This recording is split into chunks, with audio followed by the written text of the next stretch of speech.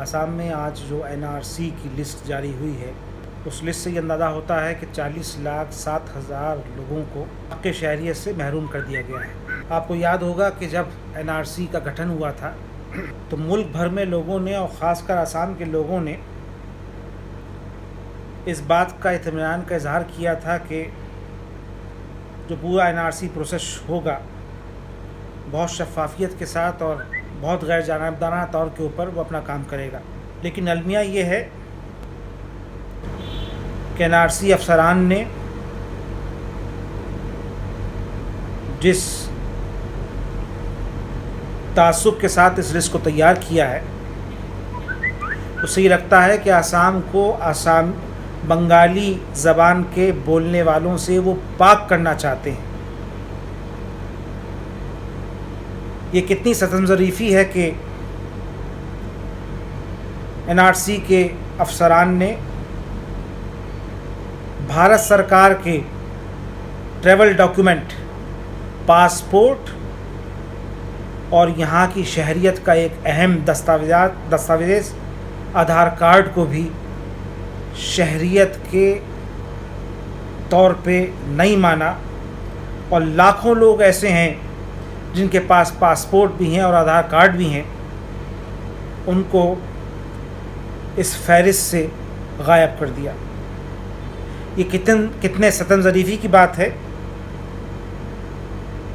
کہ درجنوں خاندان ایسے ہیں جن کے آباء و اجداد جنگ آزادی کے عظیم مجاہدین رہے ہیں، کچھ خاندان ایسے ہیں جن کے آباء و اجداد نے آسام کے کچھ حصوں کو، لوور آسام کے کچھ حصوں کو مشرقی پاکستان کا حصہ نہ بننے کے لیے جد و جہد کی اور کامیابی کے ساتھ جدوجہد کی، ان کے خاندان والے اس لسٹ سے باہر ہیں۔ یہ کتنے افسوس کی بات ہے اور مذاق خیز بھی ہے کہ آسام اسمبلی کے سابق ڈپٹی اسپیکر کے خاندان والے، آسام کے سابق ڈائریکٹر جنرل آف پولیس کے خاندان والے اور سینکڑوں ایسے سرکاری ملازمین جنہوں نے 3 اور 4 دہائیوں تک سرکاری ملازمتیں کیں اور ان کو اب پینشن بھی ملتی ہے، وہ اس شہریت کے رجسٹر سے باہر ہیں۔ آج کا دن ہندوستان کی تاریخ میں ایک سیاہ دن کے طور پہ مانا جائے گا، کیونکہ جس تعصب کا اظہار سرکار نے دباؤ ڈلوا کر کیا ہے NRC کے اوپر، وہ اصل میں ہندوستان کے لاکھوں جینون شہریوں کو حق شہریت سے محروم کرنے کا دن مانا جائے گا،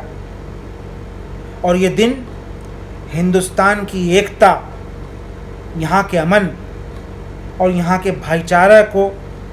تباہ کرنے کے دن کے طور پر بھی مانا جائے گا۔ یہ کیسی ستم ظریفی ہے کہ وہ شہری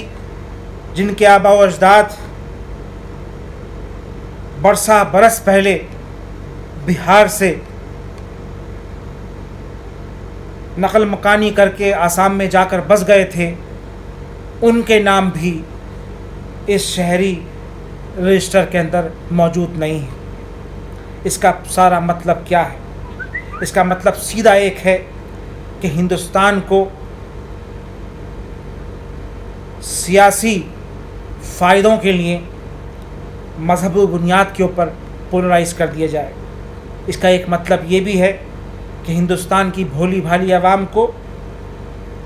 بنگلہ دیش کے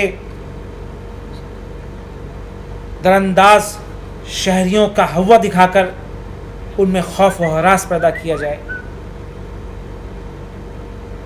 مرکزی وزارت داخلہ کے جوائنٹ سیکرٹری کا یہ بیان مذاق خیز ہے کہ کسی بھی آسام کے رہنے والے کو جس کا نام